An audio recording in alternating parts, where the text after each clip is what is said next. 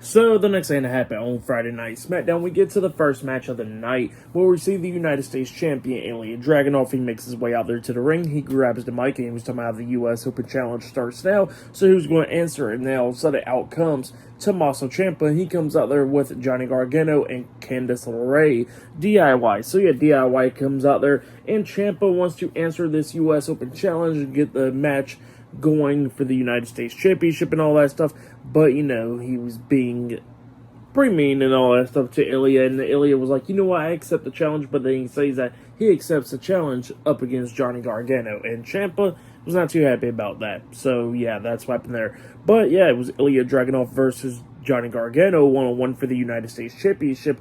Ciampa was distracting Ilja right in the beginning of the match, but then that's when Gargano was taking control of this match and everything with an attack from behind. Ciampa walks away out of ringside. Candice LeRae standing there at ringside with Johnny Gargano tonight.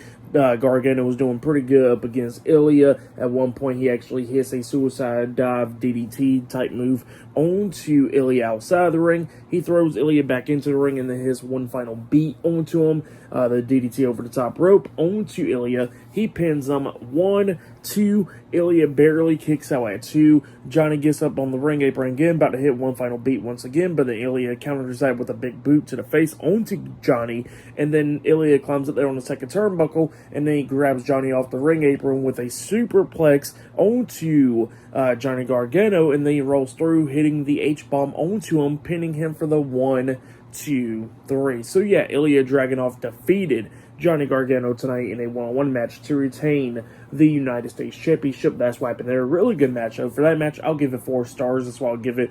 Great match between those two guys there. But yeah, that's what happened there. Then, after that match happened, we see Nick Aldis talking to a referee backstage, and then all of a sudden, in his office or whatever, and then all of a sudden we see Sami Zayn coming up, and Sami Zayn wants to be at ringside for Rey Fenix tonight, but, you know, Nick Aldis tells him that he's not medically cleared to compete and everything, and he says that he can't do that. So yeah, that's what he was saying there. Sami walks out, and then R-Truth comes in, and Truth wants to pretty much put his name in this tournament as well, so he hands Nick Aldis 2 balls, and he says, I'm going to put my balls in your hands and all that stuff, so here you go. That's what happened there. And then, you know, he was talking about how he wants to be in the tournament and everything, and then Nick Aldis looks at him and he says, Truth, your name's in the thing. And he says, I could draw your name and you could be in the tournament. And then Truth would say, well, you know what, I don't want you to be touching my balls. And then he grabs the balls anyways, because he don't want his balls to be put in with other balls.